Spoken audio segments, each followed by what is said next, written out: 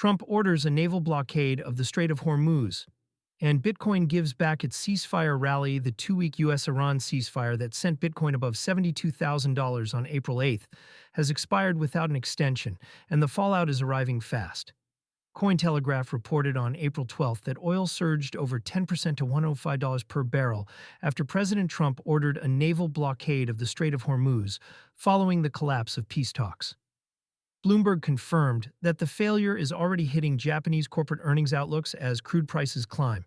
As of April 12, 2026, BTC is trading at $70,710, 3.4% in 24 hours, still plus 2.7% on the week. ETH at 231.92, 4.2%, SOL at 81.53, 4.1%, and BNB at 592, 2.6%. The Fear and Greed Index has slipped to 42, neutral, down from 47 just days ago, when the ceasefire was holding. The ceasefire unraveled in under 2 weeks. When the U.S. and Iran announced a 2-week truce on April 7th, markets reacted violently. Oil collapsed 14% in a single session, the steepest one-day drop since mid-2020. Bitcoin jumped 4.4% within hours. ETH surged 6.1%. The trade was simple. Ceasefire means Hormuz stays open, oil falls, inflation risk recedes, risk assets rally. That trade has now reversed almost entirely. The ceasefire framework required Iran to reopen the Strait of Hormuz, the choke point through which roughly 20% of the world's traded oil passes. Both sides were supposed to use the pause to negotiate something more permanent. They did not.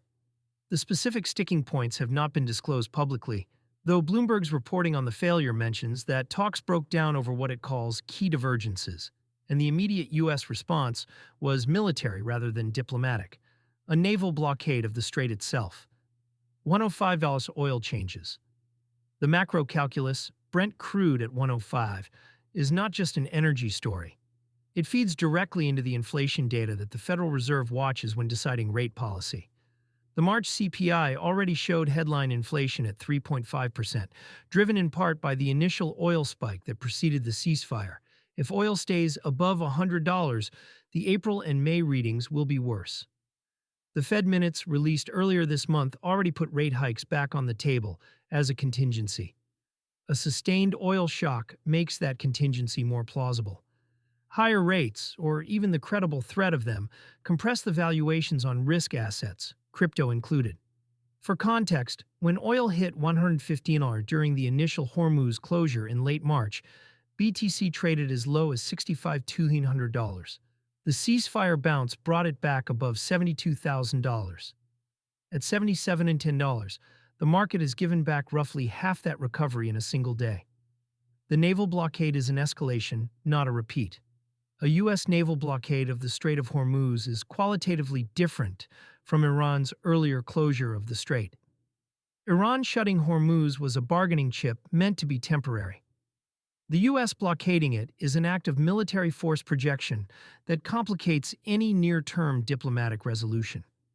This matters for positioning because the April 8th ceasefire trade was built on the assumption that the U.S. and Iran shared an interest in keeping the strait open. If the U.S. is now willing to block it as leverage, the probability of a quick resolution drops and the oil premium stays embedded. Japanese corporations are already adjusting. Bloomberg's report noted that firms entering earnings season face an increasingly bleak outlook as crude prices climb. Energy importing economies across Asia and Europe will feel the squeeze within weeks if the blockade holds. What crypto traders bought on April 8th is now underwater. Anyone who entered long positions on the ceasefire news is sitting on losses. BTC at $70,710 is below the $71,942 level, where it traded immediately after the ceasefire was confirmed. ETH at $2,292 is below its post-ceasefire level of $2,542. SOL at 81.53 is below the 85.07 it hit on the relief rally. The move is not catastrophic by crypto standards. A 3 to 4% single-day drawdown is routine. But the context matters. This is not random volatility. It is a direct repricing of a geopolitical catalyst that the market had already traded on once. The next move depends on whether the blockade escalates further or whether back-channel diplomacy produces another pause. Stablecoin holders in oil-dependent economies face a different risk. Energy inflation erodes purchasing power in local currency terms, which is precisely the scenario that drives stablecoin adoption in emerging markets. But it also means the cost of living is rising for the same populations using crypto as a hedge.